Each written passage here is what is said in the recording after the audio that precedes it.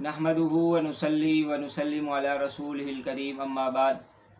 لوگوں کا سوال ہے جو روزہ نہیں رکھتے کہ اگر روزہ رکھیں گے تو گھر کا گزارا کیسے چلے گا، عید بھی سر پر ہوتی ہے، بہت مشکل ہے روزہ رکھنا، اس لیے روزہ چھوڑ دیتے ہیں۔ تو دیکھیں، ہر ایک کو اپنی فیلڈ کا اندازہ ہے کہ اس کی فیلڈ میں کیا کام ہے، کتنی مشقت کا کام ہے، اس مشقت کے اندر روزہ رکھنے میں کتنی دشواری ہے۔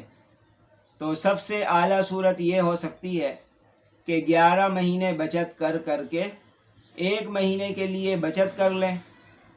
جس طرح انسان کو مکان بنانا ہوتا ہے، آج کل جو غریب طبقہ ہے یا متوسط طبقہ ہے وہ کمیٹی ڈال کر مکان بنانے کے لیے یا خریدنے کے لیے پیسے جمع کرتے ہیں۔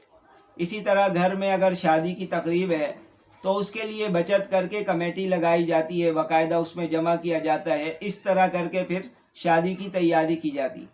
تو اسی طرح رمضان اتنا بابرکت مہینہ ہے اور اعمال کا سیزن ہے، تو اس لیے اس سیزن والے مہینے کے اندر کوشش یہ کرے کہ پورا مہینہ اللہ کے لیے کر دے۔ تو 11 مہینے بچت کر کے اور کمیٹی لگا کے اتنے پیسے جمع کر لے کہ رمضان آسانی سے گزر جائے، کسی کام کرنے کی نوبت ہی نہ آئے۔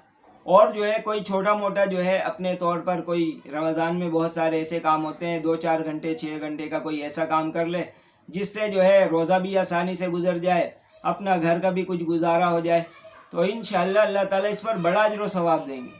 دنیا کے سارے کاموں کے لیے ہم ساری ترتیب بناتے ہیں، سب کچھ بناتے ہیں، تو ذرا اللہ کے لیے ترتیب بنا کے دیکھیں، انشاءاللہ اللہ تعالیٰ کتنے راستے کھولیں گے۔ اللہ تعالیٰ کا صاف اعلان ہے، والذین جاہدوا فینا، جو ہمارے بارے میں مشقت برداشت کرتے، لنہدینہم سبلنا، ہم ان کی بہت ساری راستوں کی رہنمائی کر دیتے۔ وَإِنَّ اللَّهَ لَمَعَ الْمُحْسِنِينَ، اور ایسے احسان کرنے والوں کے ساتھ اللہ ہے۔ تو انشاءاللہ اللہ کو ساتھ لیں گے تو قبر حشر ہر جگہ آسانی ہوگی اور دنیا بھی بہتر ہوگی۔